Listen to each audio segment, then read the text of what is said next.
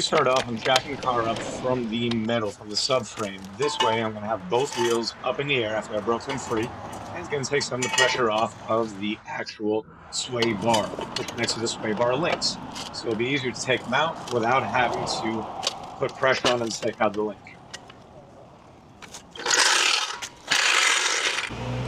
Always jack and then a jack stand just in case. Safety first. Not working underneath the car, but still don't want any surprises. All right, today we're going to be talking about how to change the sway bar links, the front sway bar links on a 2013 Ford Focus. So when doing this, especially if you want to put in some aftermarket ones, we're going to be doing aftermarket ones today, Moogs. Moog is a good brand. They have a little grease fitting on there. So first we want to start by jacking the car up. We're going to have it jacked up. We're going to zip off the wheels. I already broke them free.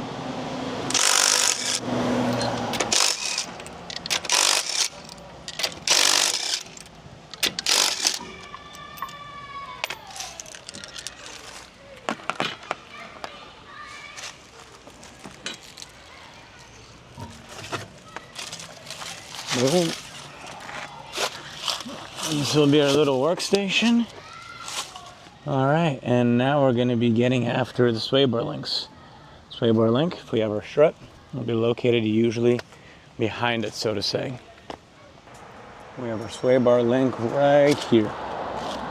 Sway bar links are really easy to take off. It goes to your sway bar, which goes across the car. You have one in front and the back. Usually have two bolts, one up top, which mounts to the shock, one down bottom, that mounts to the sway bar. So these are aftermarket ones. If you have the OEM ones on Ford, you're probably going to have a 15 mil and a Torx bit in the middle. You put the Torx bit in there. Being that it's on a ball joint, it spins freely, so you need to secure it in the middle while you take and unscrew with a wrench the 15 mil nut around the outside of it. All right, so right now, just hit a little bit of PB blaster on here on the top and the bottom. Has been soaking in. We're going to get to taking it out. On the top, it'll be easy. I can just put a 15 mil onto the socket head and zip it off.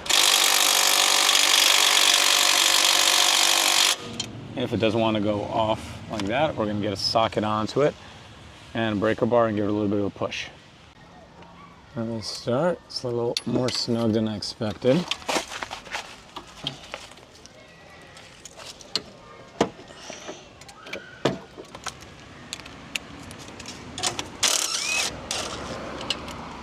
That comes out nice and easy. Not always going to be as nice and easy. So if it does give you any resistance, this one, for example, it's not a hex nut that's on the front of it. For me, on these Moogs, these aftermarket Moogs, we have a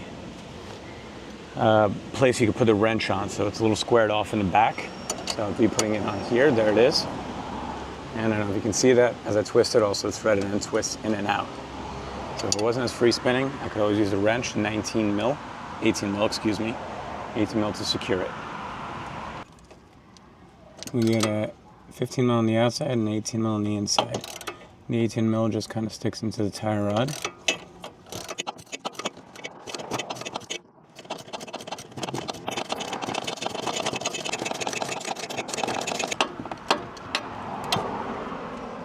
And in the end, I can just get it off there with my hand. Boom.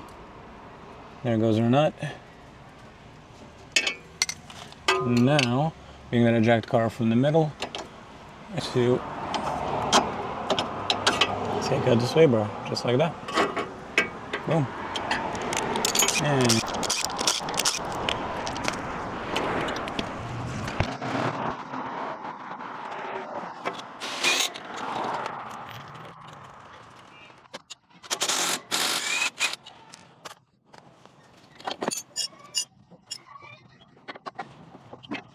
I decided the sway bar should be replaced. Well, the other side, the boot on it, this part was torn.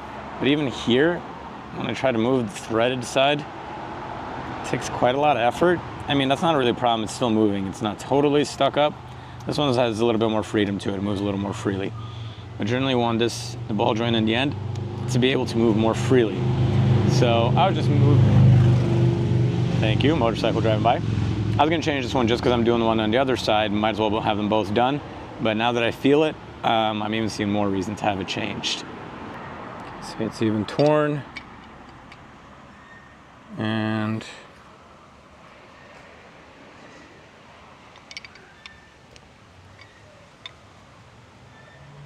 very stiff. So bad sway bars. And now our nice new Moogs. All that box for all this bar. All right, new sway bar. Comes with the end nuts on it. Looks solid, looks sturdy. And if we feel around, boom, boom. Wiggles good. Beauty is you don't really have to worry about which side goes where. We got one connection right up here. We got one down there. You can see this hole right here. And a second one right up here. So to start, once I cut off the bolt on the end, get behind here.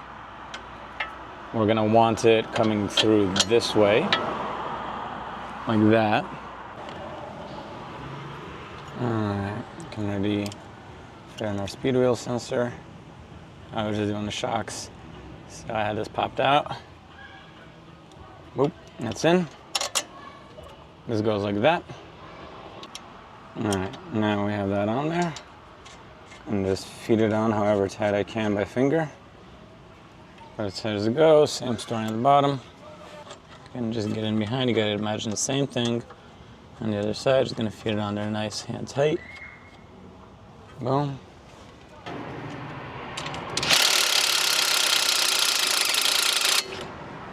Alrighty, feel like it's spinning freely. So just gonna hold it in place with our 18mm wrench.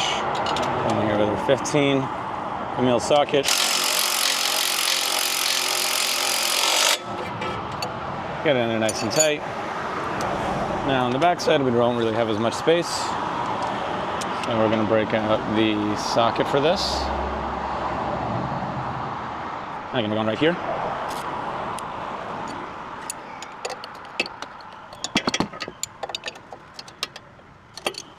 Gotta find the most comfortable position, whatever that looks like.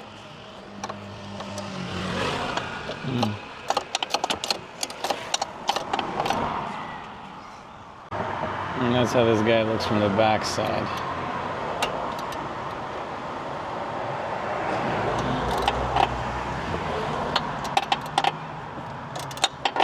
So the 18mm is just holding it in place. And just gonna keep working it in however best I can.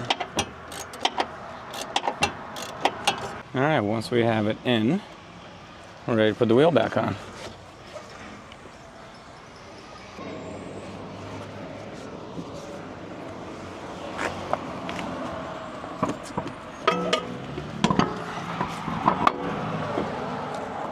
Boom.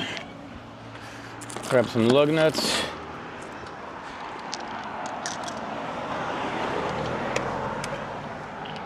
Full focus, it's a 19mm socket.